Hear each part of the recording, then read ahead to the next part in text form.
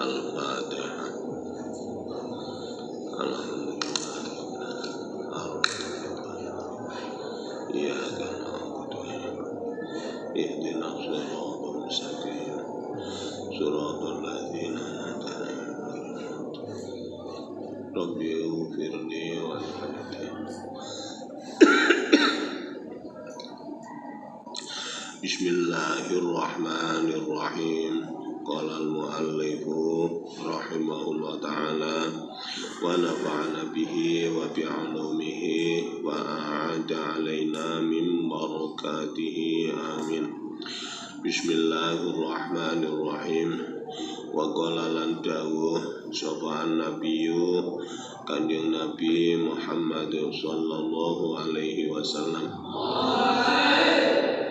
Manutawi sapane wong iku bana lamun bangun sapa man pokoma ing dalem sak ndukure perkara yakfi kang nyukupi apa ma ing man kulifa mongko diperti sapa man ayah milahu ing yento mikul sapa man ing fauqa yaumal kiamati ing dalem dina kiamat. Wa fil khabari lan iku tetep ing dalam hadis kullu nafaqatin utai dawuh kullu nafaqatin utai saben-saben blonjo bila arti ing dalam bumi iku yujaru diganjar sapa abet alaiha ing atase nafaqah ilama kejaba perkara anfaqahu kang belanjaake sapa abet ing mah bil mai dalem banyu watini lan endut maksude ya di gawe luluh nggo bangun wa fi qolihi ta'ala lan ing dalem dawuh Gusti Allah taala tilkad darul akhiratu naj'aluha lil ladzina la yuriduna 'uluwan fil ard tilkad daru tilka uta mangkono jannah iku ta ad-daru omal akhiratu kang akhir naj'aluha kang dadekake sapa ingsun ing dar lil ladzina ketuwe wong akeh la yuriduna kang ora ngarepake sapa ladzina uluwan ing luhur fil ardi dalem bumi wala fasadan lan orang ngarepake ing kerusakan innahu satuna uluwan iku ari asatu derajat dadi pengarep dadi pimpinan wa tadawul lan dhuwur-dhuwuran fil bunyaning dalem bangun wa qalan dawuh sapa Nabi Muhammad sallallahu alaihi wasallam kullu bina'in uta saben-saben bangunan iku wabalun dadi bilai ala sahibi ngatasi wong kang anduweni bina yaumal kiamati ing dalem dina kiamat ilama kejaba perkara akanna kang gawe ngiyup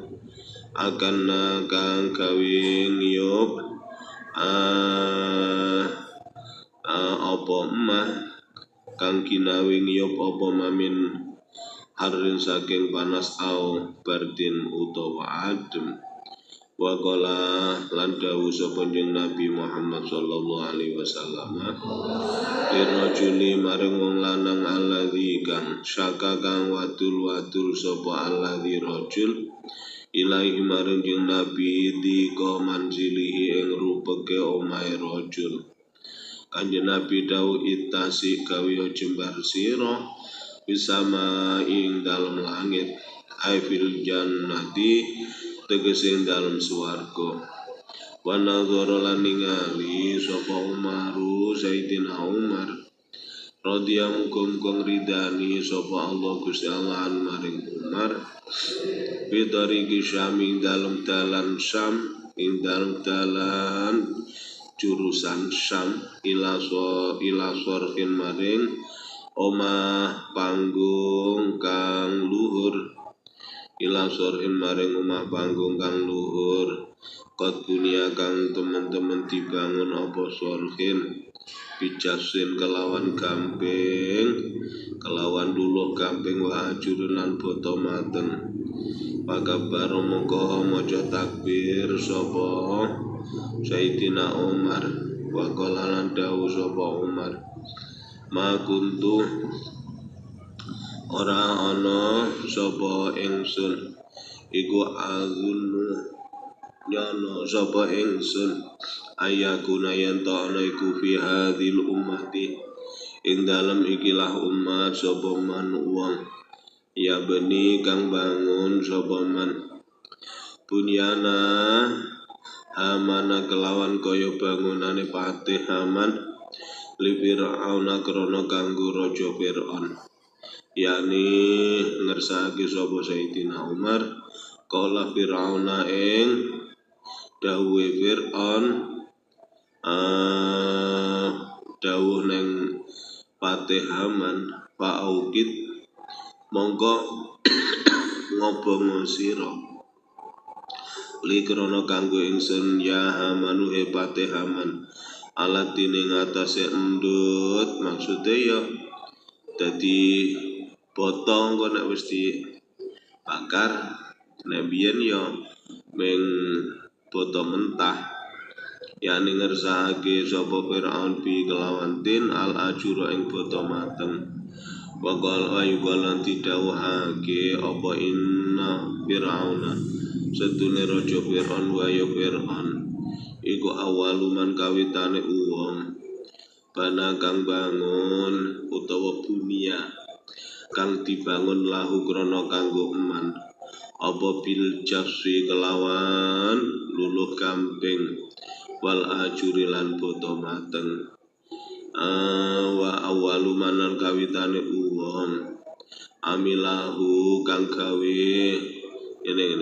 wa awaluman utai kawitane wong amilau kang gawe sapa man ing jasi wal ajur iku Haman patih Haman dadi saiki iki ya wis peneruse Haman tumatabi'ahuma nuli anut ing Fir'aun lan Haman sapa aljababiratu pira-pira ratu kang gumedhe wa hadza utawi iki al-jassu wal ajuru wa ya hadza iku azruhu pepaes ya pepaese omah wara'a lan ningali sapa ba'du salafi setengah ulama kuno jami'aning masjid jami' bibatil amsori dan setengah pira-pira kutha faqala mongko nuli dawuh sapa ba'du adraktu nemu ingsun hadzal masjid anggilah masjid mabnian hale kang dibangun minal jariti saking papah kurma wasafi lan sodone kurma ya aku mbiyen roh masjid kene iki asale teko papah kurma sing dienggo iyup-iyup ya teplene kurma wa godhong kurma sumara itu nuli ningali ingsun hadza min rahsin saking luluh sumara itu nuli ningali ingsun ing hadza ala ana dalem kalane saiki mabnian halik kang dibangun bila bini kelawan boto pagana mongko ana sapa sabus safi pira-pira kang anduweni masjid godhong kurma iku khairah iku ana iku khairon luwih bagus min asabir rohsi ketimbang saking pira-pira kang anduweni masjid saking lepo luluh wa kanalan ana sapa ashabur rohsi pira-pira kang anduweni masjid sangka lepo luluh iku khairun luwih bagus min ashabil labini ketimbang saking pira-pira kang anduweni boto mentah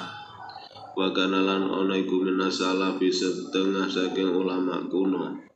sapa man wong ya beni kang bangun sapa man darohu ing omaiman miroron kelawan bola bali bimudati umri dalam alawase umure man nyapa bolak balik ditandani liduk bibinaihi krana apese bangunane man wa qasri amalilan cupete angen-angene man cendeke angen-angene man wa zuhdi lan topone man bi ikamil bunyaning dalem ngukuhake bangunan wa kanalan ana iku minhum setengah saking salaf sapa man wong ida hajja kang dalem nalikane haji sapa man au ghaza atau perang sapa man naza mongko nyopot sapa man petau ing omahe man awah bauta awas sapa man ing bet licironi maring tanggane man dadi omahe kena ditetal-tetal ngono ae nek arep ditinggal lunga ya ditetali diwane wong ya Allah kula niku sik menangi griya niku rata-rata sak desa niku nggih saking gedhek niku mboten dipaku ditaleni kalih duk sehingga nek wayah duwe gawe mantu ngoten niku dirocati dadi terus dienggo lokasi mantenan malih jembar ngoten ya Allah saniki desa sing jaman kula alitan teng namine Talun kula Harjo niku saniki ya wis omahe tembok saniki wisan biyen jek model ngoten niku Paida roja mungkin dalam nalikane Bali sapa man a'ada mungko balekake sapa man ing bed wa kana lan ana apa buyutung bira-bira omahe salaf iku minal hasyishi saking alang-alang wal juludilan pira-pira kulit wahya utawi minal hasyishi wal julud iku adatul arabi kebiasaan wong Arab ala ing dalem kalane saiki bibilatil Yaman ing dalem negara Yaman wa kana lan apa ana pertibau bina isafi dure bangunane payon iku komatan sak detik wa bastotan lan sak pengawe jadi mek sak detik kunjul sak epek-epek ngono ben ora sundul ndas mek ngono ae bangunane sak ngono kuwi cek rada dhuwur gubuk-gubuke wong nang sawah kala dasa Al Hasan kuntu ana ingsun iku ida dakhaltu indam nalkan manjing ingsun buyuta Rasulillah ing pira-pira daleme Rasulillah sallallahu alaihi wasallam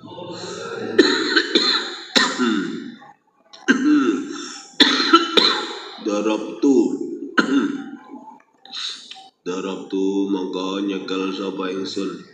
biadi kelantangan ingsun ila sakwi maring payon wa qala sapa Amr bin Dinar Amr bin Dinar ida la ing dan nalikane ngluhurake sapa abdu kaula albina ing bangunan fauqa sitati adruin ing dalam sak ndukure 6 dira nadahu mongko undang-undange apet sapa malakun malaikat ilai aina maring ngendi ya afsaqol fasikin luweh fasek pira-pira wong fasek jadi wong saiki ya kabeh diuneni ngono lah wong bangunan saniki umpane nek 3 meter nggih ngetebyek sik panggah 3,5 meter 4 meter ora nek dhuwur ngoten malah nek pikiran kaya longgar wa qanaha dadi nek bab niki sampe sak tutuke bab zuhud ki wis jaman saiki kaya wis gak jamane kabeh dari sisi sandang pangan papan wis gak klebu kabeh saiki kur pokoke ngaji ngono ae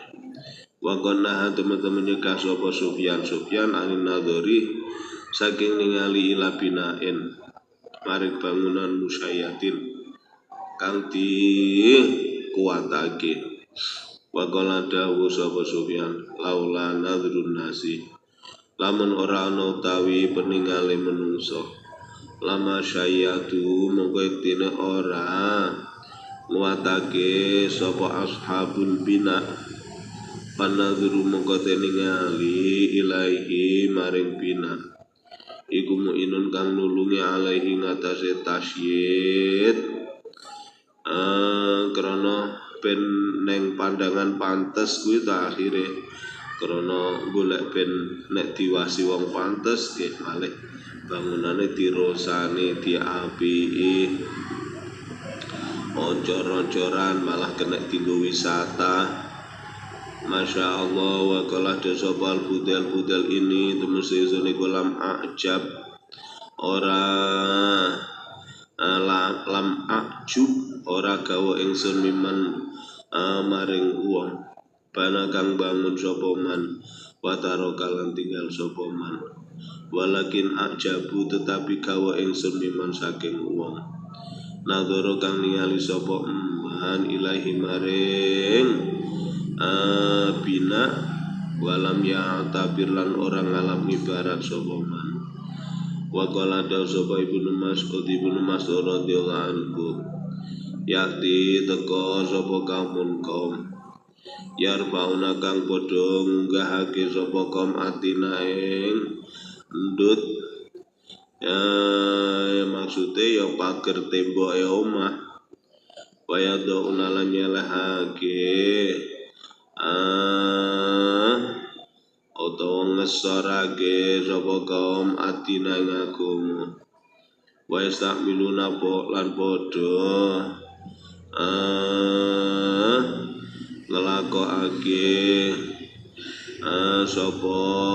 kaum al-bazzazina ing pira-pira carane wong negara Rum kang bagus yusalluna padha salat sapa kaum ila kiblatikum madhep maring kiblat ira kabeh tapi wayamutuna lan mati sapa kaum ala ghairi dinikum ing atase liyane agama ira kabeh ya Allah. Bismillahirrahmanirrahim. Al-muhim utawi perkara kang penting Ar-Rabi'u kang ping 4 iku asadul baiti bekakas sing omah walizutil iku keduwe tapa fihi dalem asadul bait aidon halimane darajatun uti ana pira-pira derajat ala uti luhur-luhure darajat iku halu Isa tingkai Nabi Isa Al-Masih shalawatullahi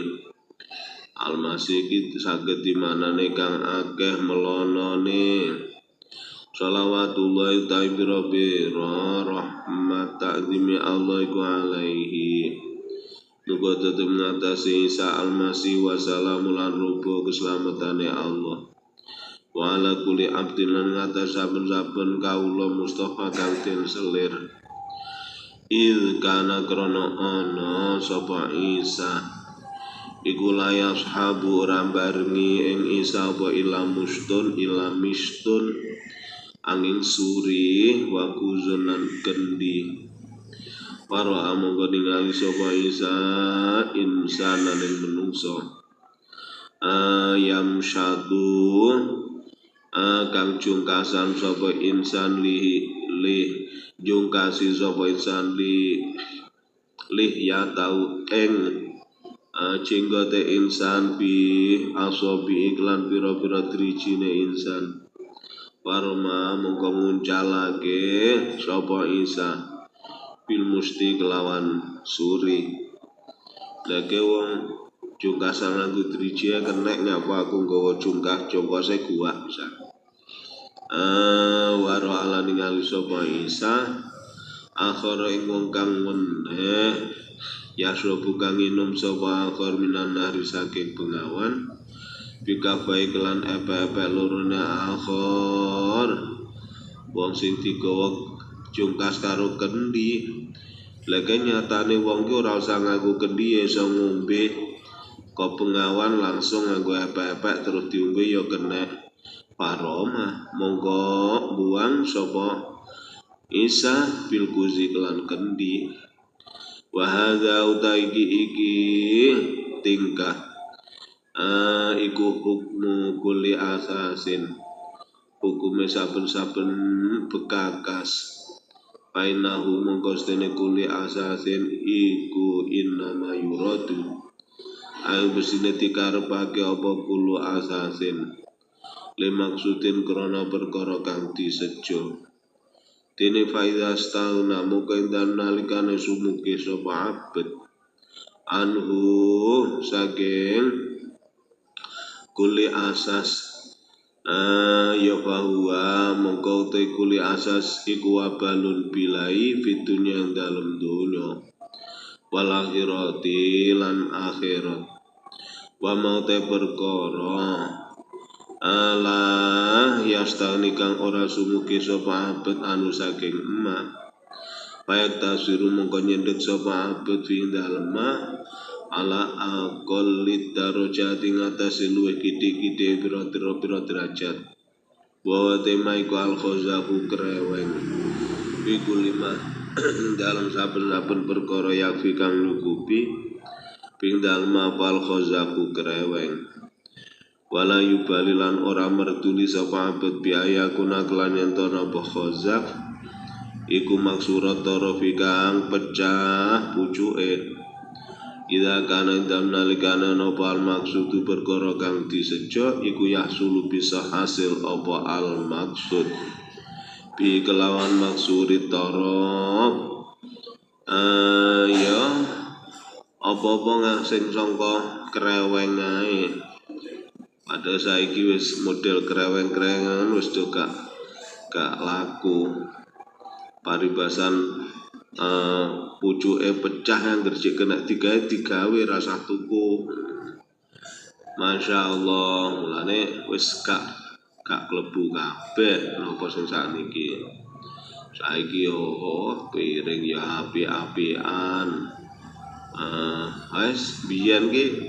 munjung nganggo rantang. Tunggu digowo balik, saiki ya rantange wis delos. Rantange diwehne pisan sak rantange.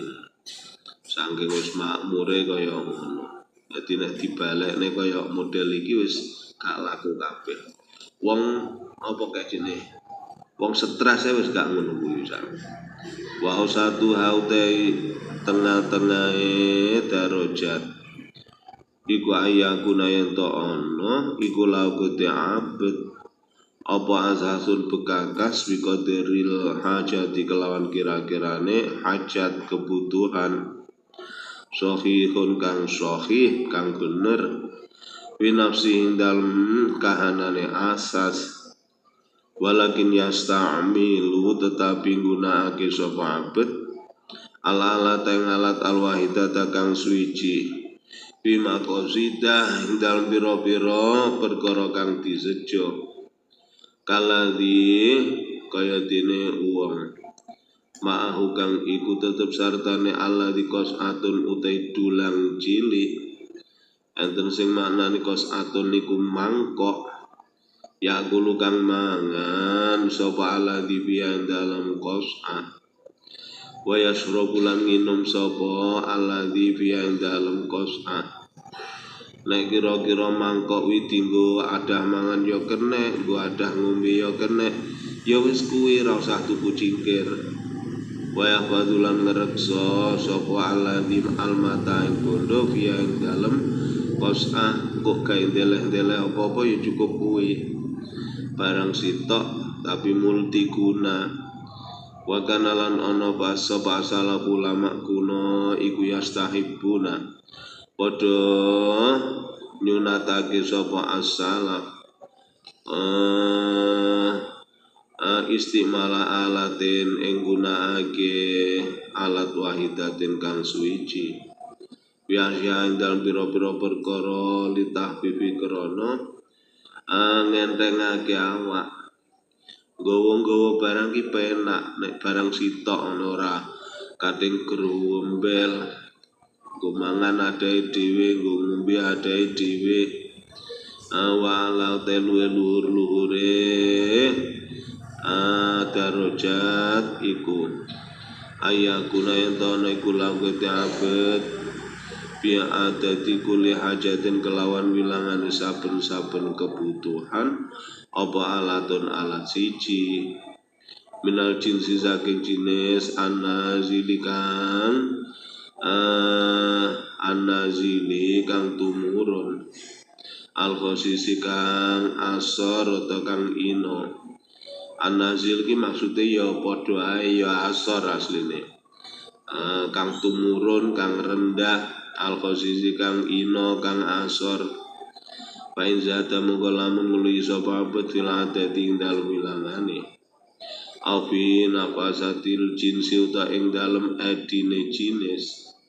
Karaja mongko metu sapa abet ajami abu abizuti. Saking sekabe piro-piro babe topo warokana lan condong sapa abet ila tolabil huduli maring nyubrek leluwian waliyang dur dan becik ningalono sapa abet ila siroti rasulillah maring tindak lampai rasulillah sallallahu alaihi wasallam wasiroti sahabati lan tindak lampai sahabat Ridwanullah utawi ridane Allah iku alaihi muga tetep ing atase sahabat ajmaina hale sekabehane fakot kola moga temen-temen ngendika sapa Aisyah tu Siti Aisyah radhiya muga-muga ridani sapa Allah Gusti anha maring Aisyah kana ana apa dijamu Rasulillahi bantale Rasulillah sallallahu alaihi wasallam alladzi kang yanamu kang sare sapa Nabi alaihi ngatasé alladzi dijak iku wisadatun bantal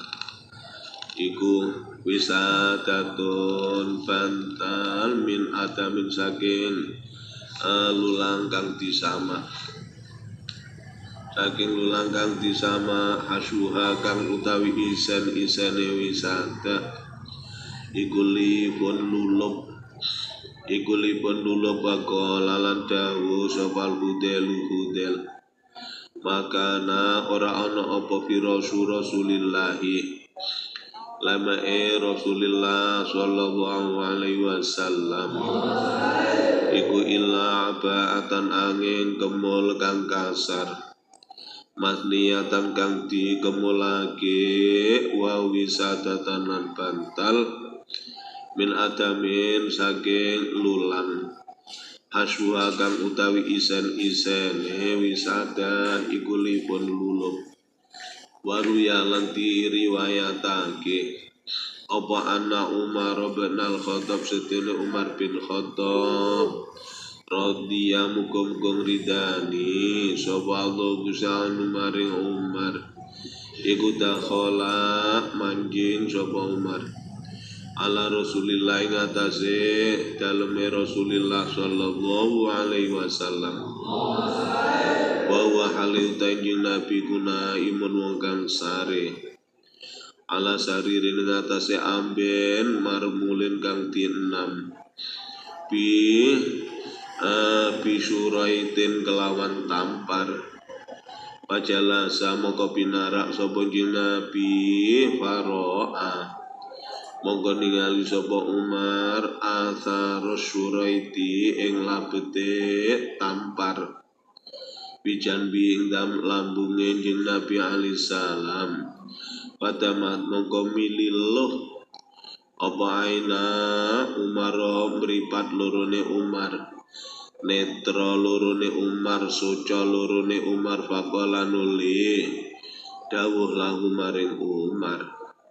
sapa Nabi Nabi Muhammad sallallahu alaihi wasallam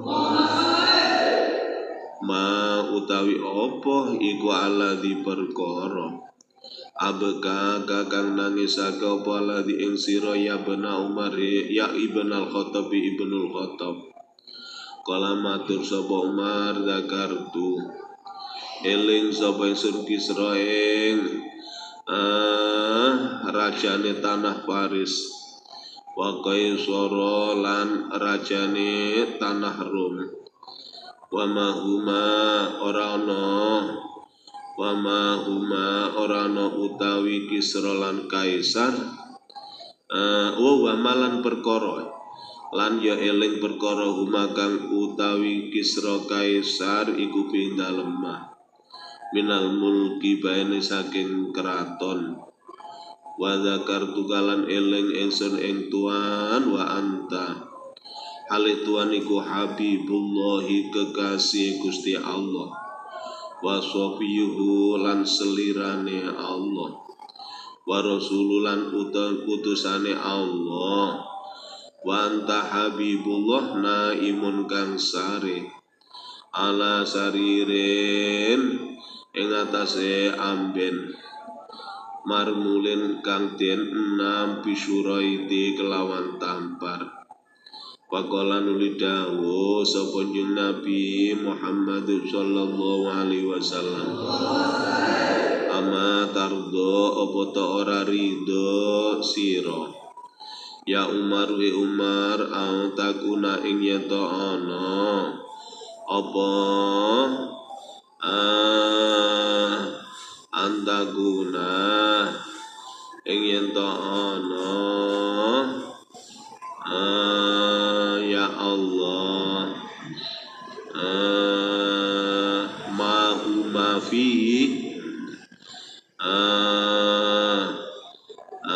antakuna entono apa dunya maksudnya ma fi iku lahum kedue kufar Masya Allah kefailen antakuna yento ono iku lahum kedue kufar apa dunya sedangkan walanalan iku kedue kita al akhiratu te akhirat qala matur sapa Umar bala inggih ya Rasulullah diutusane Gusti Allah qala daun Nabi fadzalika mongko te mangkono amrud dunya urusan dunya iku kadzalika kaya mangkono antakuna lahum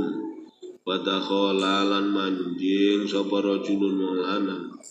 ala bidhar ning atase abidhar faja'ala mongko tumandang sapa rajul iku yukali bungolak ngalik sapa rajul basara ing peningale rajul bibaiti ing dalem omahe abidhar Pakola nuli ngucap sapa rajul ya Abadzar ini Abu Dzar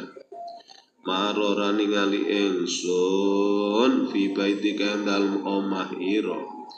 mataning bondo wala ghaira dalika lan ora liyane mangkono mata minal asasi bayane saking bekakas niki kok dalem kok kosong blong mboten enten apa-apane to. Pakola monggo dawuh sapa Abdzar innalana. Temesune iku keduwe kita baitan ana omah. Nuwajjihu kang madhepake sapa ingsun ilahi maring bet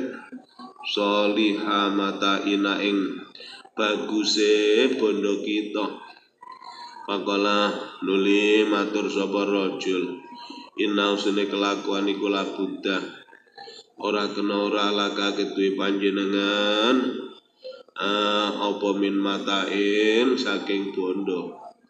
matung tang dalam selagine langgeng panjenengan iku hauna ing dalem kene-kene donya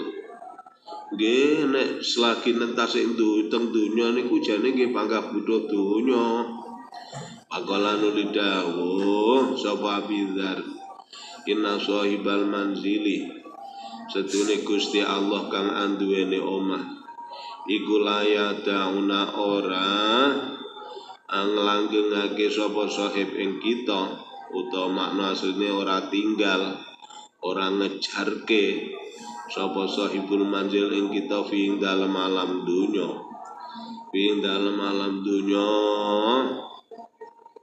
alam magoti malan ing dalem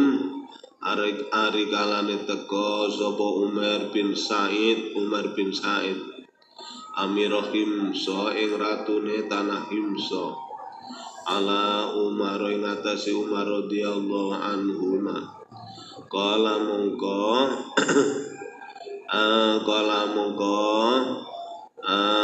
dawuh sapa Umar lahu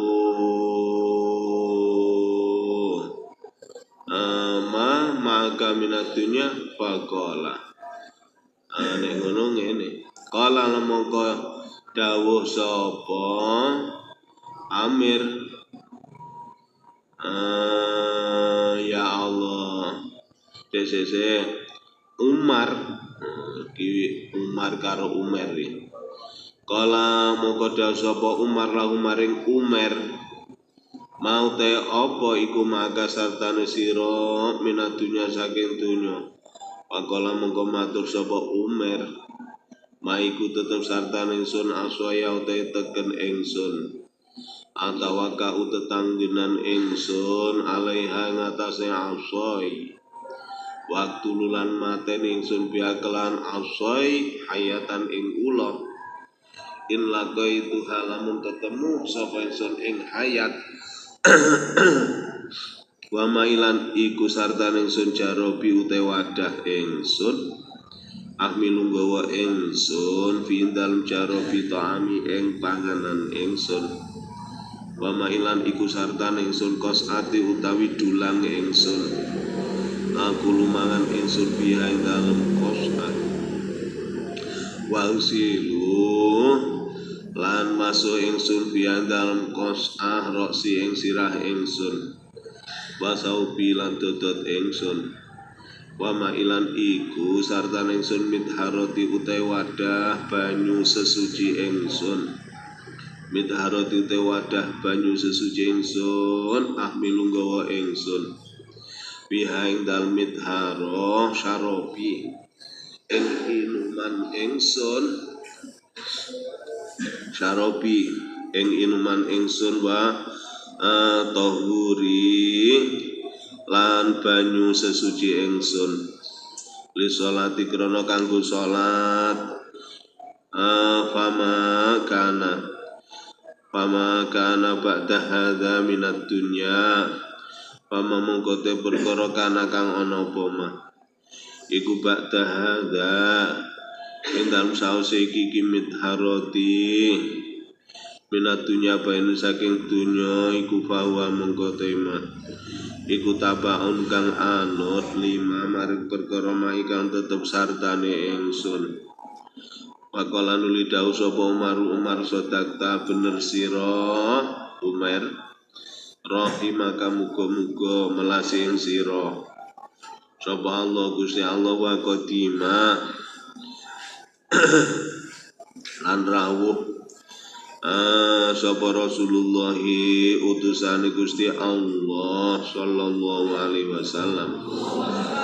min safarin saking palungan pada kholamu kemanjing sapa anjing Nabi ala Fatimata ing atase daleme Fatimah radhiyallahu anha paroah monggo mirsani sapa anjing Nabi ala babi manziliha ing atase lawang daleme Fatimah sidron ing selambu wafiyat lan iku ing dalem wafiyat lan iku ing dalem tangan lorone Fatimah kolbaini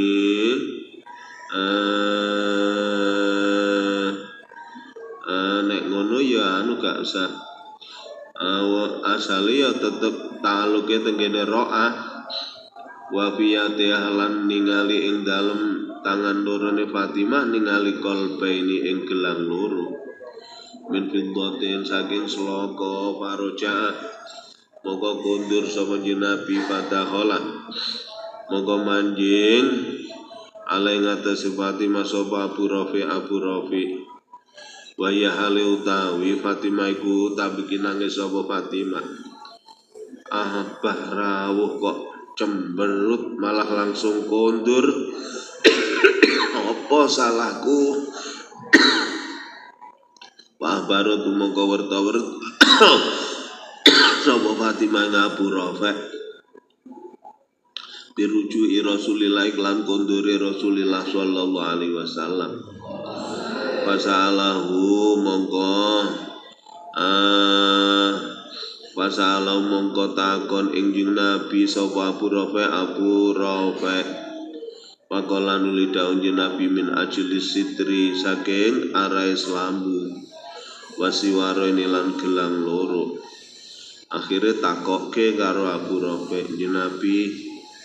jenengan kok damel putrine susah kondur Pak Klepat ketinggalan jenengan duka niku enten napa? Lah yo kok neng lawange enek selambune mandak selambu ya masyaallah. Tangane niku enek gelange. Ora mestine nek cara umume tiyang sakniki roh anake iso tuku-tuku ini kan terus seneng.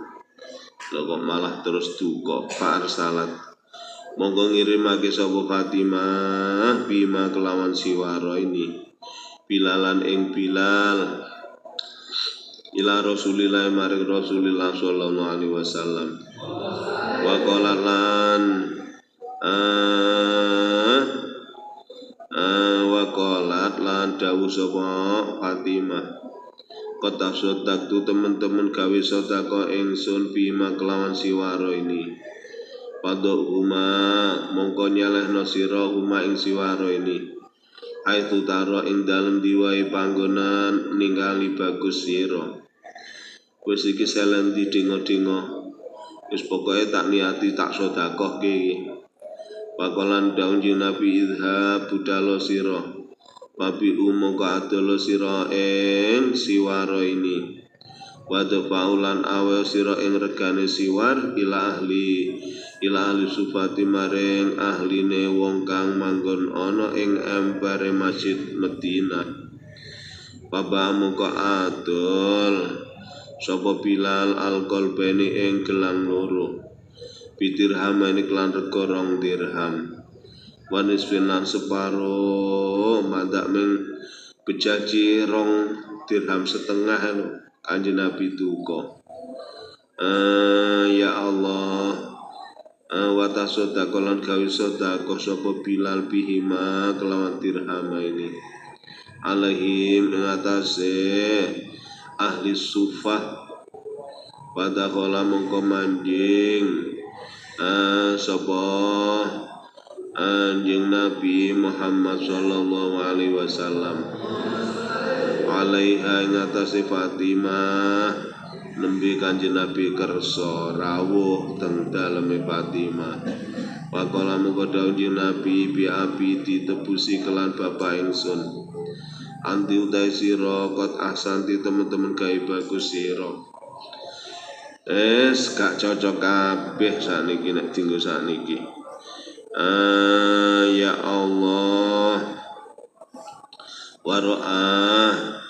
saiki iki wong tuwa ngadepi anake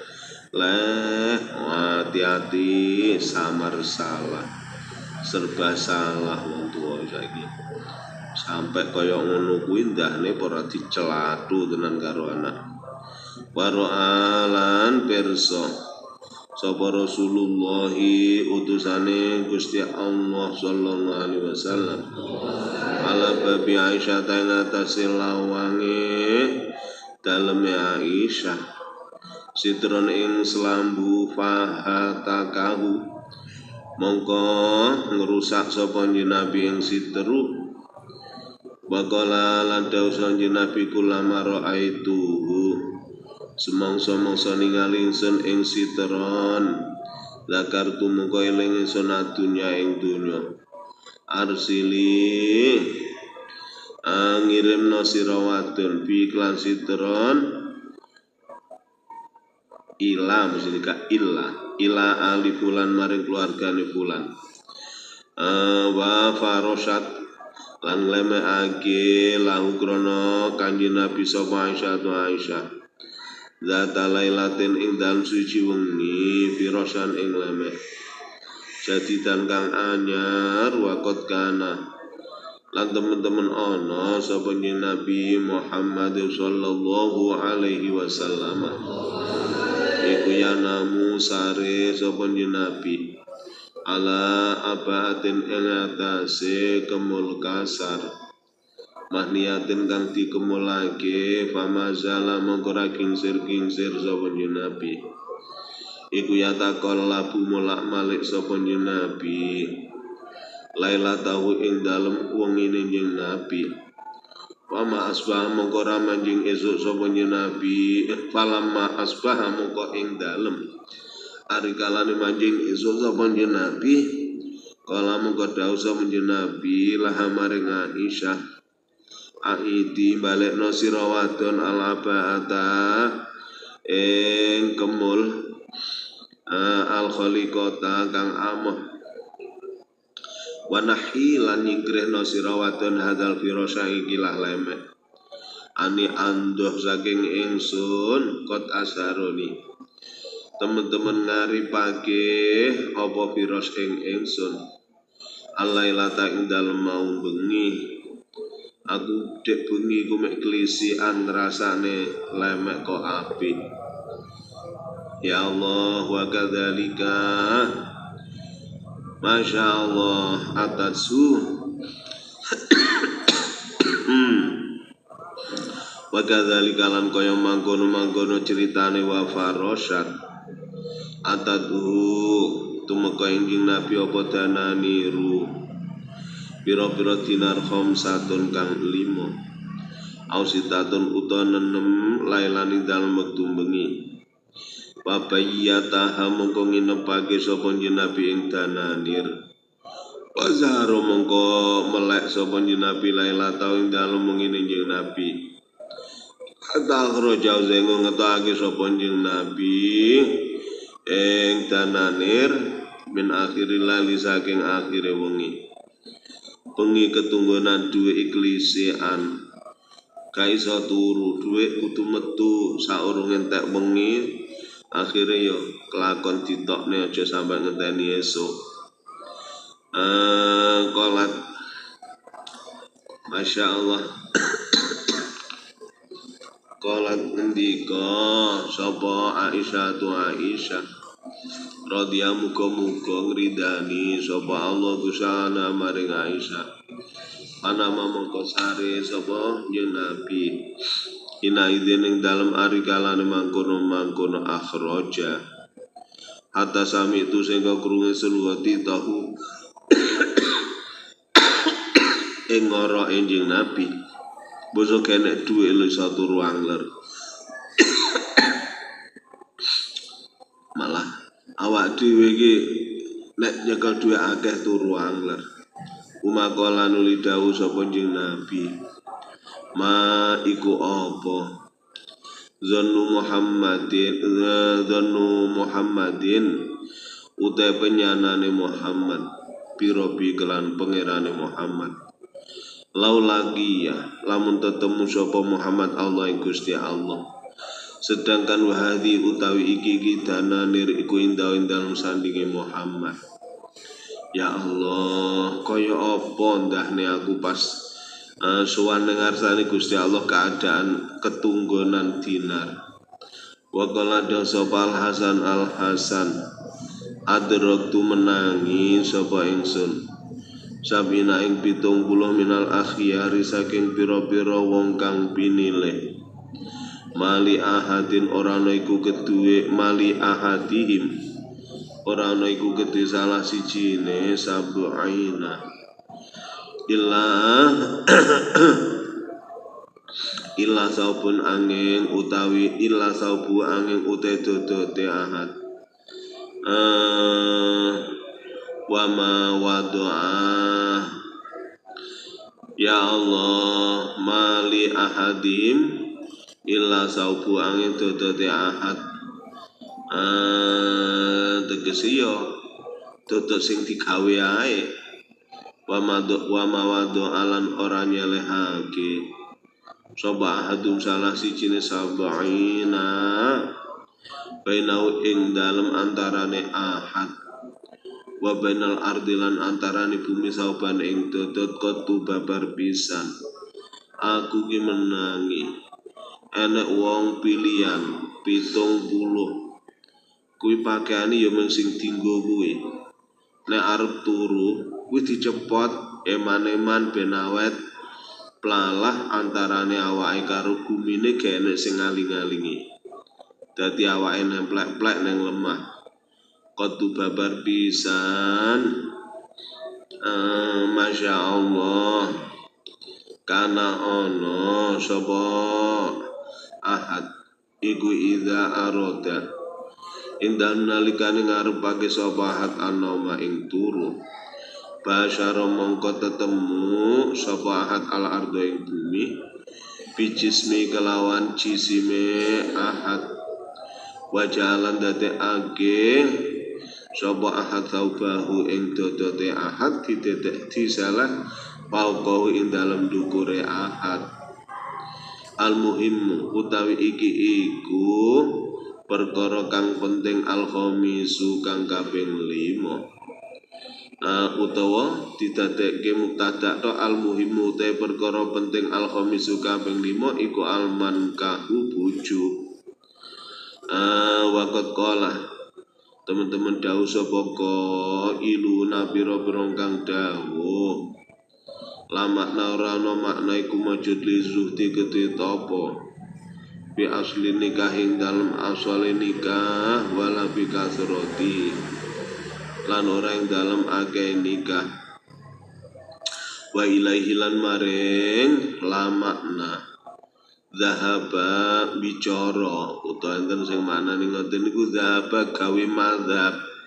sapa Sahlu bin Abdillah Sahal bin Abdillah wa qala dawu sapa Sahal qad khubbiba teman-teman didemenake ila sayyidiz zahidin maring gustine pira-pira wong kang topo gustine wong sing topo ya maksude njeng nabi kanjeng nabi kan dawuh khubbiba ilayya min dunyakum salas Anisa'u apa sing didemenake apa anisa'u pira-pira wadon pakai pamongko kepriye nasatu tapa sapa kita bihinna ing dalem nisa wa wafa qaulan nojoge ing Sahal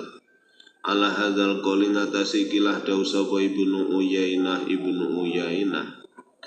wa qala lan dawuh sapa Sahal kana ono sapa azadu sahabati luweh zuhud sahabat ya Allah iku Ali bin Abi Thalib Ali bin Abi Thalib radhiyallahu muga ngridani sapa Allah gusaan maring Ali wa kana lan ono iku lahu tetep kedue Ali apa arbaun niswatin papat pira-pira bojo wadon awak dhewe kan ming bayangane bojone Sayyidina Ali Fatimah mawon padahal bojo sing resmi wadon merdekae papat cik ditambah wa bid'ah asyata lan punjul 10 apane syariatan wadon amate ana sing dawuh bojo wadon amate 14.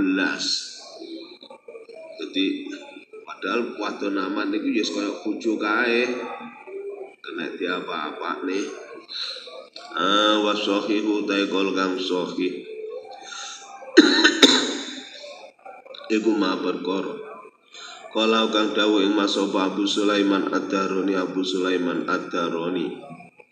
rahimahum kum melasing Abu Sulaiman sapa Allah Gusti Allah. Qala krono dawuh sapa Abu Sulaiman kulo mau ta saben-saben perkara syaghala kakang nungkulake apa maing sira anilai sang Gusti Allah min ahlin bayane saking bojo wa malinan bondo wa waladin lan anak iku bahwa mongko taimah alaika ing atase sira iku mas'umun iku mas'umun kang ndadekake Allah utawa mas'umun kang dibilang Allah. Wal mar'atu teng wadon iku katakunu terkadang ana sapa mar'ah ana iku syagilan kang nungkolake anilai saking Allah. Wa kasyul haqi utai buka perkara kang hak fi ing dalem amruzukti fil mankahi masalah zuhud ing dalem bojo iku ana uzatune kelakuan iku katakunu terkadang ana apa uzubatu sepi saking bojo ana iku abdullah luweh utama fi ba'dil ahwalin dalam setengah biro-biro tingkah. Tapi datang meriku fi'il mudhari' di qad mlebu nang gone fi'il mudhari' niku maknane litaklil terkadang ora rabi gile utama. Tapi kan sithik to. Lah wong awak dhewe wong biasa. Wong biasa ya wis nganggo modele wong biasa.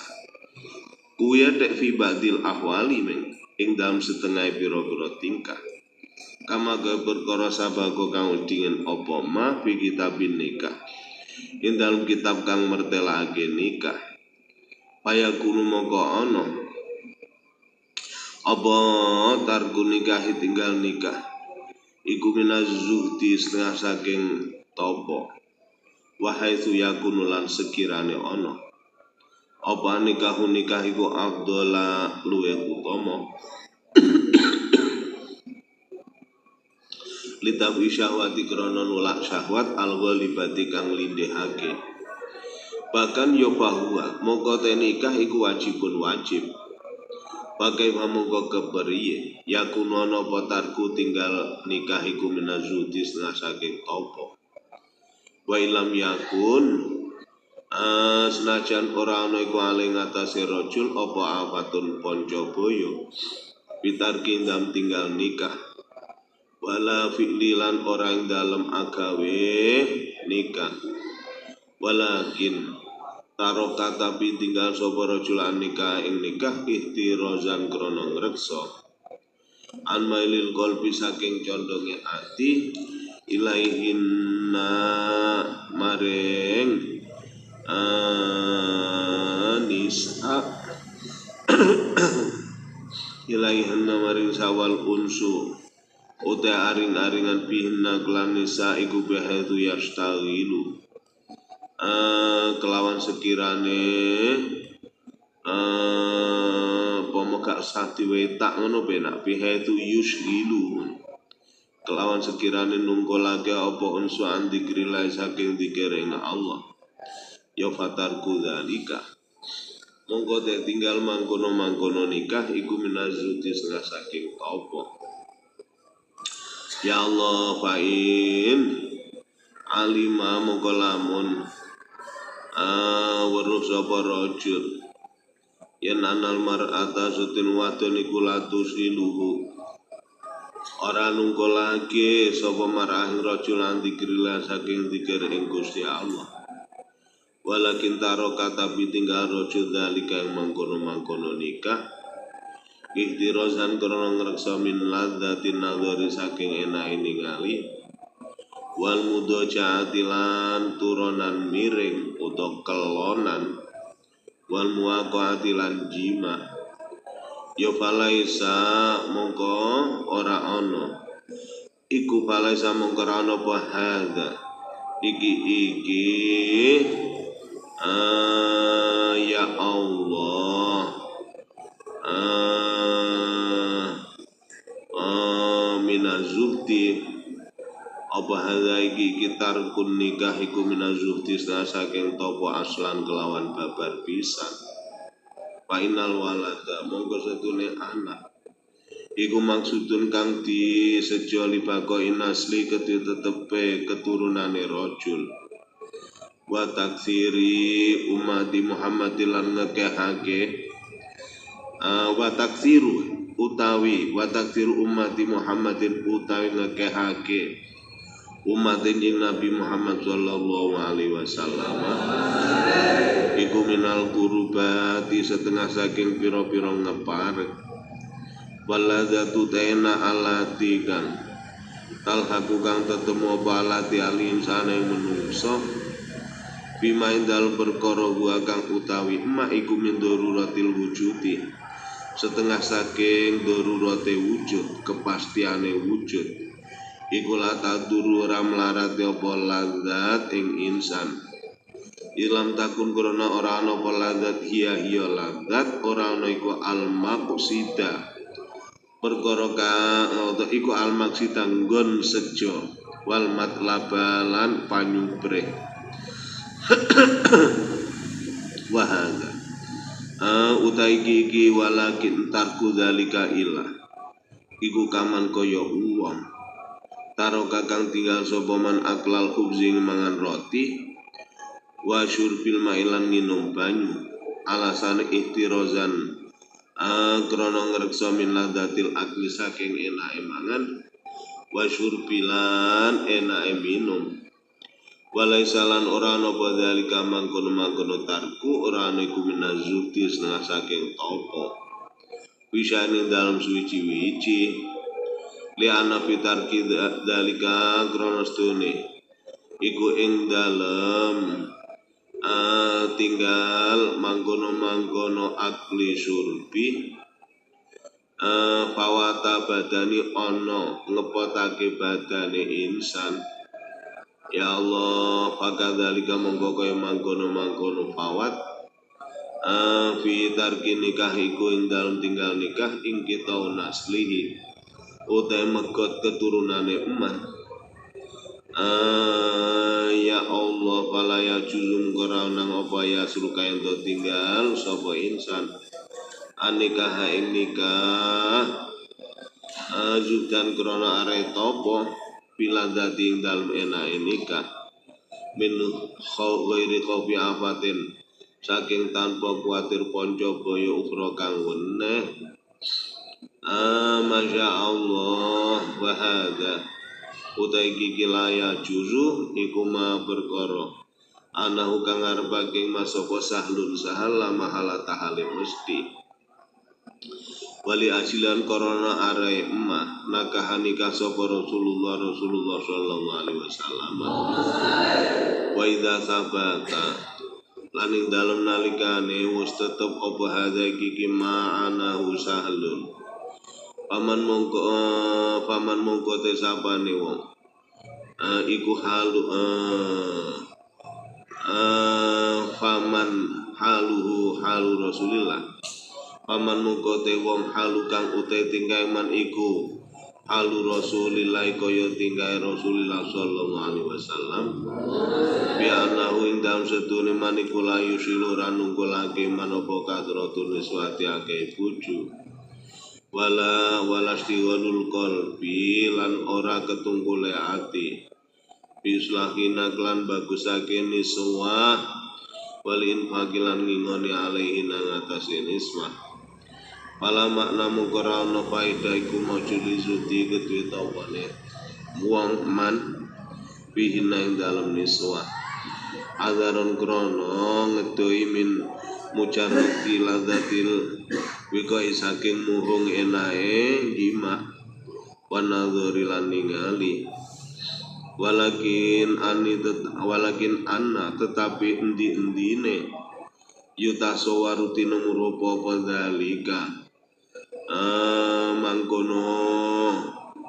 mangkono layu segilu ligoril ambiya ketiliane pira-pira nabi wal auliya lan pira-pira wali paksarun nasi mongko telu akeh menungsa iku yusilum nunggalake ing aksarun nas apa jamalul mar'ati ayune wong wadon paliyangkih mongko becik nikah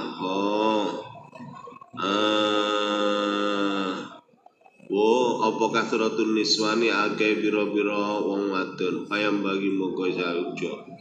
apa ya surukan to tinggal sapa rajul al aslain asal ingkana lamun ana apa asla iku yusilu nungkolake apa asla ing rajul wa ilam yusilu lamun ora nungkolake apa asla ing rajul wa kana lan ana sapa rajul iku ya khabuti sapa rajul min antus gila saking yen to nungkolake rajul apa al-katratu akeh minuna saking niswa au jamalul mar'ati uta nungkola apa ayune wong wadon ya falyanki monggo becik nikah sapa rajul wahidatan ing siji anak wong bojone ayu kok malah terganggu ki ya nek ku ngarani ya ora normal kuwi nek mestine ya malah litas kunu ilaiha ngono kae basa duwe bojo ayu atine tentrem ya masalah kuwi ya senajan to kondisional ya soalnya terkadang lek gak tentrem krana saking ayune akhirnya angger metu sak metu wong lanang isine mung tratapan tok angger wong lanang mati do menteleng nguasi bojone lan kuwi ya aja nemen-nemen ayune jadi ngedoi rapi bintang-bintang film sing biasa lah wong cara wong desa wis pantes ya wis iso kena kanggo tombo ati Ghairi jamilatin kang ora ayu wal yura ilan becik ngreksa sapa rajul qalbahu ing atine rajul bidzalika ing dalem mangkono nikah wahidah qala dawu sapa Abu Sulaiman azudu te topo pinisa ing dalem pira-pira wadon iku ayah taro yen to milih sapa wong utawa sapa zahid almarata ing wadon aduna kang asor rupane awil yatim atau wadon yatim nek cara Arab apa nek cah yatim niku enteng upen-upenane apa piye alal mar'ati ngatasi wong wadon aljamilati kang ayu Wadilan kang mulia ya Allah wa qala daw sapa Junaid Syekh Junaid rahimah muga-muga melasing Junaid sapa Allah Gusti Allah uhibbu demen ingsun lil murid maring murid al mutadi kang ngawiti suluk Allah yusila yen to ora nungkolake sapa murid kalbang atine murid bisalatin kelawan telu wa illa lamun ora Allah yusila taghayyaru muga wa halu tingkae murid apa telu kuwi atakasubi rupane nyambut gawe wa talabil hadits lan nyupre hadis wa tazawuji lan rapi wa qala daw sapa al Junaid uhibbu demen sun li sufi maring wong kang ahli tasawuf ala yang tupe ora nulis sapa sufi wala yakra lan ora maca ing hadis sapa sufi nek jaman rumiyin niku nek jenenge ngetokke hadis meriwayatkan hadis niku menjadi kebanggaan sehingga punya nama hingga akhirnya nulis hadis maca hadis golek sanad-sanad itu termasuk dunia akhirnya malian walaya Quran ora maca sapa sufi ing hadis lianahu krana temestune nulis lan maca iku ajmaul luwih ngumpulake lihami maring sejogatine sufi Paida zuharo mungkin damnalkan bertilawa anna lazatan nikahi temen setune enake nikah iku kalazzatil akli kaya enake mangan yo fama syagola fama mongko te perkara syagola kang nungkolake apa mah anilai saking Allah iku bawa mongko te maiku mahdurun kang den wedeni fihi ma ing dalem ladzatun nikah lan ladzatul akli jami'an hale sekabehane. Lane wedi samarga roh rasane nek mangan akhire gak mangan ya malah mati. Nah dadi yo gak usah takut. Siapa takut? Rapi, ubar enak-enak terus tahajud kan gak apa-apa. Al-muhimmu ta'i perkara kang penting asa disukang kabehnan. Iku ma perkara yakunu kang ana apa ma. Ana iku wasilatan lantaran ila hadil khamsati maring ikilah limo. Wa tema iku al-malu bondo wal jahulan pangkat niku kedudukan. Senajan ora bayar tapi ada nama. Amal jawana pun utai pangkat iku pamaknahu mongko te maknane jah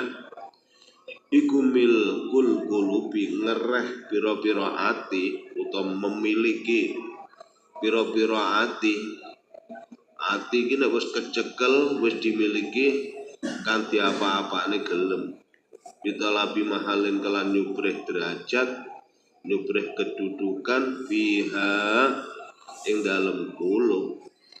ya tawassolan krono arek gawe tumeka sapa abet biklan jahilal istianati maring amrih pitulung bil auradi ing dalem pira-pira sejo wal a'malian pira-pira penggawe wa kuluman pute saben-saben wong layak diru kang ora kuasa sapa man alal qiyami ngatas ing jumenengi binafsi kelan awak dhewe man bi jami'i hajatihi dalam sekabehane hajate eman wa taqarran butuh sapa man ilaman maring wong yahtumuhu kang ladeni sapa man ing kuluman padha maneh malian ya iftaqara mongko butuh iftaqara mongko butuh sapa kuluman ila jahin maring pangkat lama halata alih mesti fi qalbi khatimihi ing dalem atine jurulatine kuluman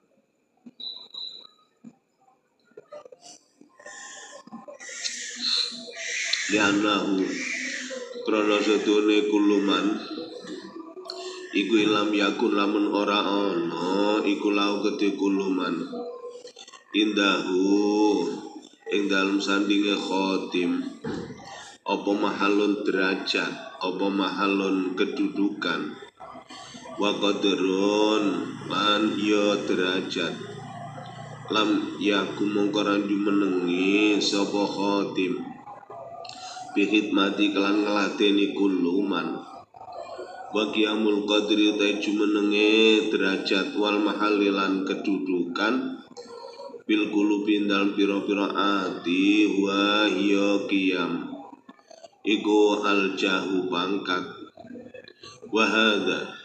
utai iki qiyamul qadri lahu ketuwe kuluman iku awal qaribun kang parek walakin yatamada tetapi ne dadi dawa sapa kuluman bihi kelawan qiyamul qadri ila hawiyatin maring ila hawiyihi wa hawiyatin maring jurange derajat la umko kang ora ana bisa njajaki jerune iku maujud la umko kang ora ana bisa njajaki jerune iku maujud laha gede hawiyah waman utawi sapane wong iku hamalamun parek sapa man haulal hima ing dalem kiwa tengene bumi larangan yusiku mongko parek sapa man ayyaka ento tumiba sapa man fi dalem hima Wa inna ma yahtaju ang besne butuh sapa kulluman ilal mahali maring kedudukan bil kulubi ndang pira-pira ati imalijal binafin ana kalane krana narik kemanfaatan aulidab idurren utawa krana nulak kemlaratan auli khalasin utawa krana are slamet mindulmin saking kaningoyo Pak aman nahu mongko anapun utai kemanfaatan iku bayuni mongko nyukupi anhu saking jah apa almalu bondo Pak innaman mongko temestine wong yahtumu kang ngelateni sapa man lah gelem nglateni bi ujuraten kelawan opah iku yahtumu gelem nglateni sapa man wa ilam yakun senajan tora ana iku indal mustajiri dalem sandinge wong kang amrih nyewa apa qadrun derajat wa innama yahtaju aing bersine butuh sapa man ilal jahi maring pangkat fi qalbi man ing dalem atine wong yahtumu kang lateni sapa man bihari ujuraten kelan tanpa opah wa madaf uduriana pun utawi nolak kemlaratan iku payah taju mongko butuh sapa man li ajli krana aredab iduri ilal jahi maring pangkat bibalatin ing dalem negara layak mulura sampurna fihi ing dalem balat apa ladru adil au yakun utana sapa wong iku bainaji ing dalem antarane pira-pira tangga yang limunahu kang ngoyo sapa jiron ing man walayak dirulan ora kuasa sapa manala daf'i syarrihim ing atase nolak alane jiron illa bimahalin angin kelawan derajat lahu keduwe man fi qulubi min dal pira-pira atine jiron au mahalin utawa pangkat kedudukan lahu keteman inda sultani dal sandinge ratu wa qatrul hajati ta kira-kirane kebutuhan fihi ing dalem damu iku layan do bitu ora dadi kepelanggeran apa qadru lasiaman apa meneh idza dhamma ing dalem nalikane dadi kumpul ilahi maring dafu syari apa al khawfu wedi wasu uzanilan alaning panyono pilawaki piklan pira-pira pungkasan wal qaidu utawi wong kang manjing pitala bil jain dalem nyubreh pangkat iku salikun wong kang iku saliku torikil halaki wong kang nambah dalan kerusakan bal hakku zahidi balik utai hake wong kang topo iku alayas'a yen to ora usaha yen to ora lumaku sapa zahid li talabil mahali maring nyubreh kedudukan fil qulubi dalem pira-pira ati aslan kelawan babar pisan istilah caper cari perhatian kene fainasti walahu mongko krana temen setune ketungkule zahid bidini kelan agama wal ibadah tilan ibadah iku yamhadu atau yumhidu ngelemekake apa istighol lahu maring zahid ketunggul ngelemekake minal mahali saking kedudukan bil qulubi dalam pira-pira ati mahali dimaknani derajat ya monggo ma yadfa'u bihi ya Allah ma ing perkara yadwa kang nulak sapa yadwa kang nulak sapa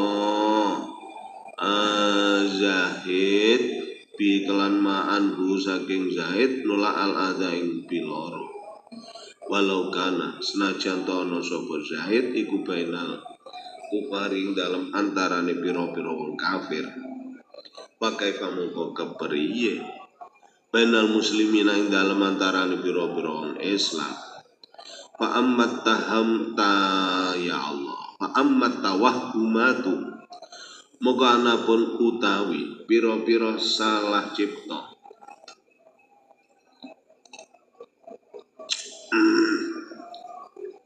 dugaan yang lemah niku tawahum wa takdira tulan pira-pira kira-kira Allah tikang tuhawiju kang butuhake apa alati ila ziyadatin maring tambah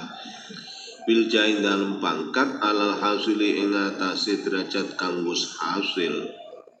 biori kasbin kelawan tanpa usaha fahia mongko utawi tawahumat iku auhamun pira-pira salah cipta pira-pira cipta kalibatun kang goroh nek biasane pun kulino diparingi salah cipta niku dugaan sing gak bener to il man krono utawi sapane wong iku talabala menyupre sapa man aljaha ing pangkat aidon halemane ya iku lam yakhlu ora sepi sapa man an adzan saking pilarane menungso bibadil ahwali tak usah tengah pira-pira tingkah wa ilaju dzalika mongko utawi nambani mangkono adzan bil ihtimali kelawan betah-betahake wasobri lan sobar iku aula luweh utama min ilajihi ketimbang saking nambani adzan bitolabil jahi kelawan nyupreh pangkat faizan monggo ing dalem ari kalane mangkono aula tolabul mahali utai nyupreh kedudukan fil qulubi dalem pira-pira ati iku laruh sota ora ana kemurahan iku maujud ing dalem tolabul mahal aslan kelawan babar pisan wal yasiru nopo sing dikerentek teng ati-ati niki rata-rata niku sik kleru rata-rata niku nuruti hawa nafsu kepentingane hawa nafsu wal yasiru utawi perkara kang kidik minhu saking al mahal iku dain kang narik ilal katsiri maring kang akeh. Alhamdulillah. Bismillahirrahmanirrahim. Nyalon DPR tingkat kabupaten kok sajake penak mak klutik ngono dadi ngoten suwe-suwe walidain ilal katsir pengen tingkat wilayah. Iso wilayah engko pengen DPR pusat kuwi wilayah sing apa ke pangkat sing nyata-nyata wi sing gak nyata kuwi lho asline sing awak dhewe napa niku sering kecolongan pengen punya nama wi lho nama di hadapan masyarakat kuwi pangkat padha ae wadarawatuhu utai kemlaratane jah iku asyatulih banget min darawatil khamri ketimbang saking kemlaratane arak falyahtariz mongko becik ngreksa sapa man min qalili saking kidhi jah wa katsiri lan akeh jah wa amal malu anapun utai bondo iku bahwa mongko temal iku daruriyun bangsa darurat fil maisyatin dalam pengupa jiwa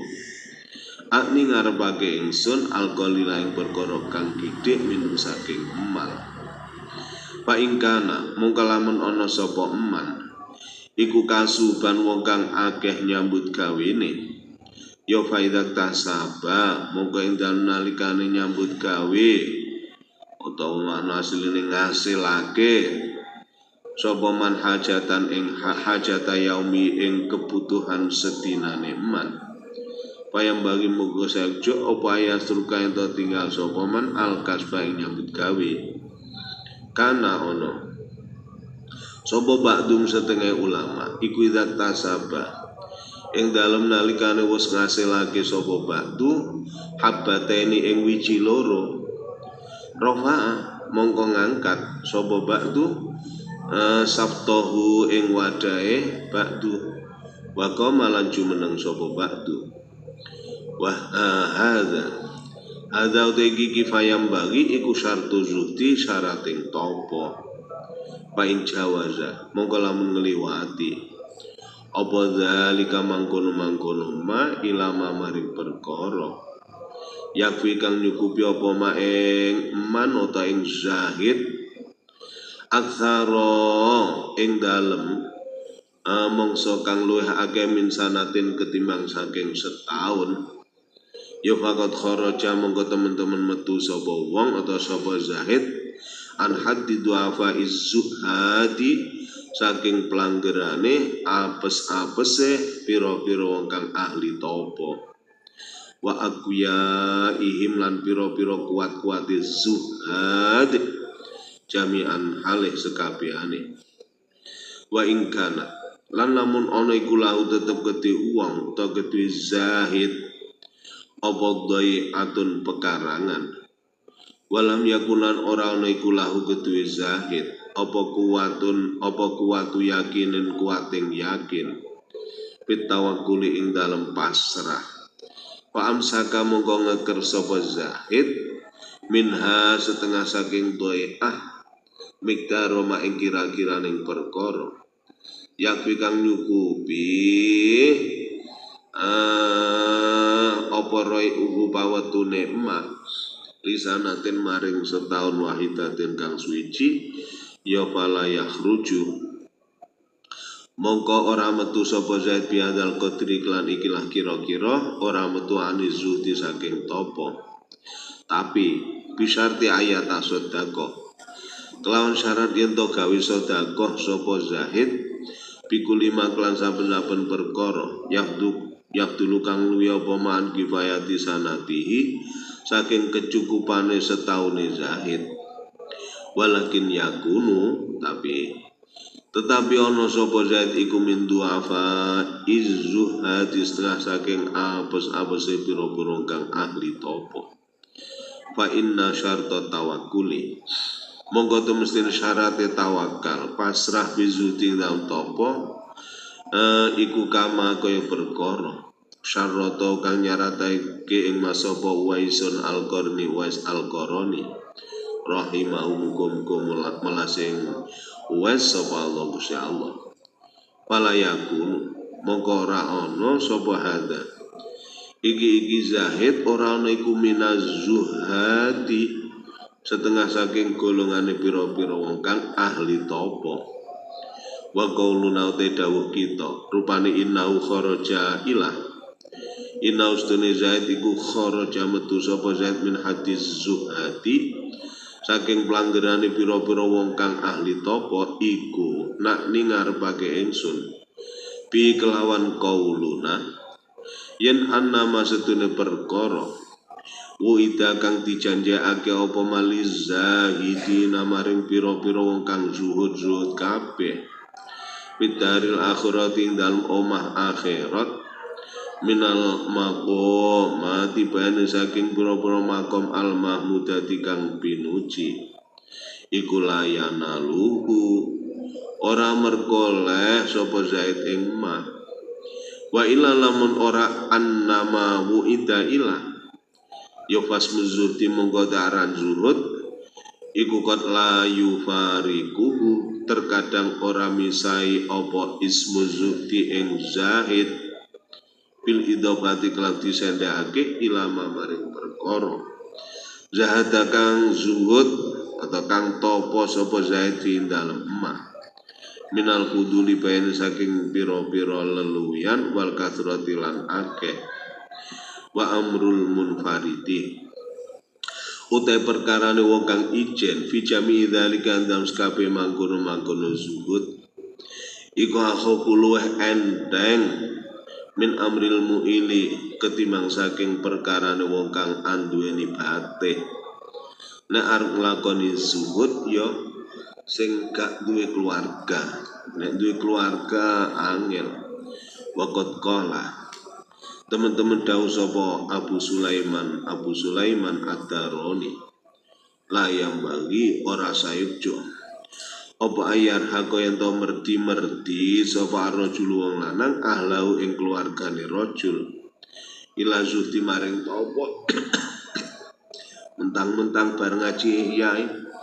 keluargane kon nglakoni zuhud wong awake dhewe ora iso bal yad'uhum balik ngajao sapa rajul ing ahli ilahi maring zuhud wine saja iso ngedong pain aja bumungko lamun nembadani sapa ahli ai fahuwa wadihun mongko iku pertelo wa ila lamun ora ajabu ya taro kahu mongko tinggalo sapa rajul ing ahli. Terus wa fa'alalan agawi sapa rajul binafsi kelan awak dhewe ne rajul maing perkara sakang karep sapa rajul ing maknahu te maknane qala Abu Sulaiman iku annat tadyi ka temestune ngrupekake al masyruta kang disyaratake ala zaidi ngatasé wong kang topo iku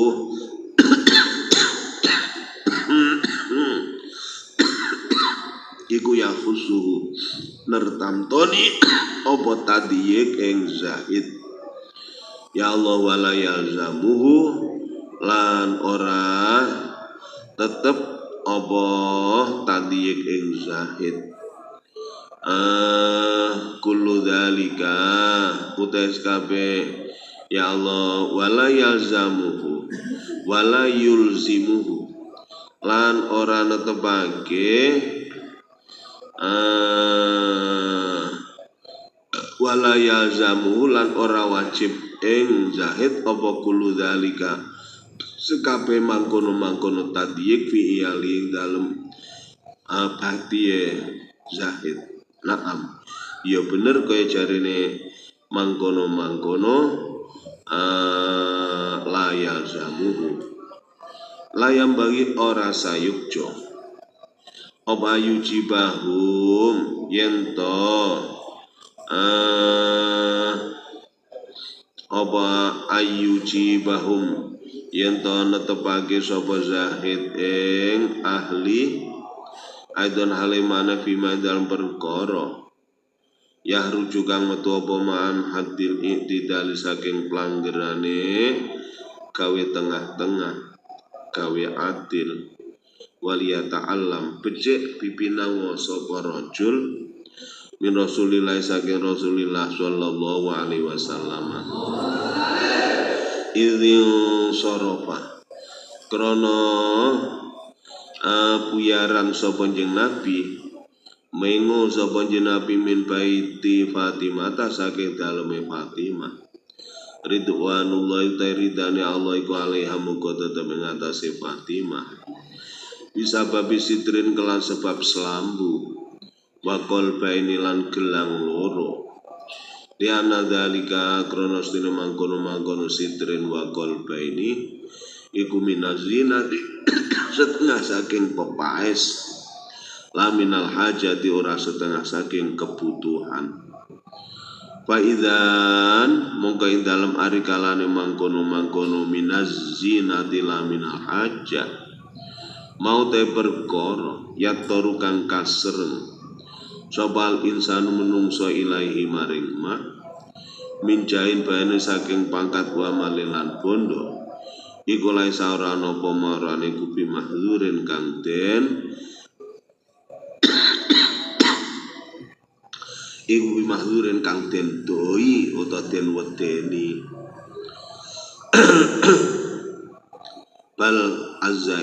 baliza itu balik utai perkara kang ngeluwi alal hajati ngatasé kebutuhan iku summun kaya racun kotilun kang bisa mateni wal muktasiru uta wong kang nyendek utawa wong kang ngalap cukup anid darurati saking darurat iku dawaon tombo nafiun kang manfaati wa mau te perkara bainahuma kang tetep ing dalam antarane hajat lan zaid iku darajatun ana pira-pira derajat mutasyabihatun kang serupa pama mengko te perkara yakrubu kang marek-mareki apa mamina ziyadati saking tambah wa ilam yakun toh senajan ora ana apa ma iku suman racun kotilan kang mateni tapi bahwa moga tema iku mudirun kang melarati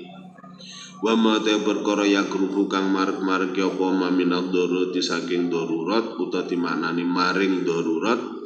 iku bahwa moga tema wa ilam yakun najan ora apa ma iku dawaan obat nafiangkan manfaati lakinnahu tetampine ma iku koli ludorori kang kidik kemaratane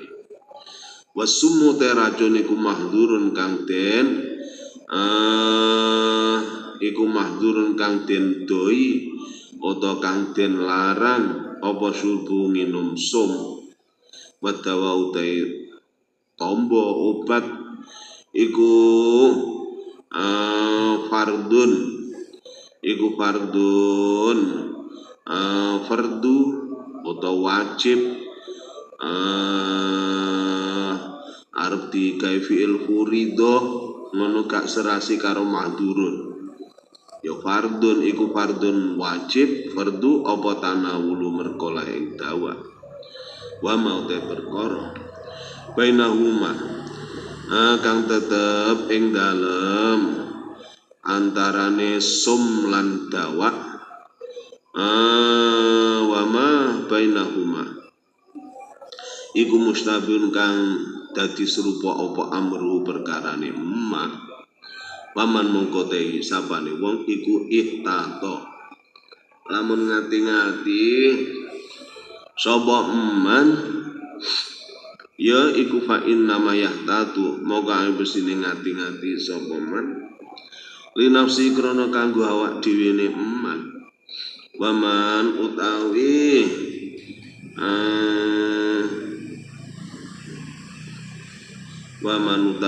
sapane wong iku sahala lamun gampang sapa man yuga iku fa inna ma yatasahalu mongga angin besine gampang sapa nala nafsi ngatasé melarat ing ngatasé awak dhewe man alhamdulillah waman utai sapane wong iku istabro alamun amrih lebaran sapa eman lidini maring agamane eman ya Allah wa tarokalan tinggal sapa man ma ing perkara yuribu kang mamangake apa ma ing eman ilama maring perkara la yuribu kang ora mamangake apa ma ing eman enten sing ngarkati yaribu bagi orang yang menganggap yaribu tanpa dimutaatikan sudah mutaati. Nek yuribu jelas nganggo af'ala yufilu jelas mutaati, tapi yang yaribu tapi di mana mutaati krono menganggap yaribu niku tanpa dimutaatiake pun mutaati.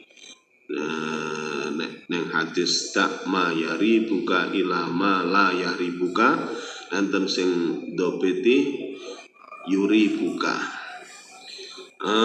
Ya Allah ilama mari perkara layari bukan orang mamangke apa ma ing eman warud dalan balekake sapa man nafsa ing awake man ilama dikit darurati maring rupeking darurat bahwa mongko tema iku al ahlu ngalap bil hazmi kelawan wicara kang bener bahwa teman iku minal firoki setengah saking golongane piro-piro pantan an-najiyati kang slamet la mahala tahale mesti Wal muktasiru wong kang nyendek, wong kang ngalap cukup ala qadri darurati ngatasé kira-kiraning darurat. Wal muhimilan perkara kang penting iku laya juzu rawenang apa ayun siba yen to bangsaake sapa muktasir ila dunya maring dunya bal zalikal qadru bali uta mangkono kira-kira minat dunya saking dunya huwa ya zalikal qadru iku ainuddin kahanane agama. Sehingga barang dunia niku iso kareken barang akhirat. Lah nek gak ngono ya nek ora enek barang akhirat ning dunia iki. Sehingga enten sing ngarani hadis, enek sing ngarani dawuh Sayyidina Ali ad-dunya matiyatul akhirah. Li'annahu karena temen setuhune dalikal qadru iku syartuddini syarating agama. Padahal wasyartu te syarat iku min jumlatil masyruti setengah saking golongane perkara kang den syarati. Wallahu a'lam bishawab. Al-Fatihah.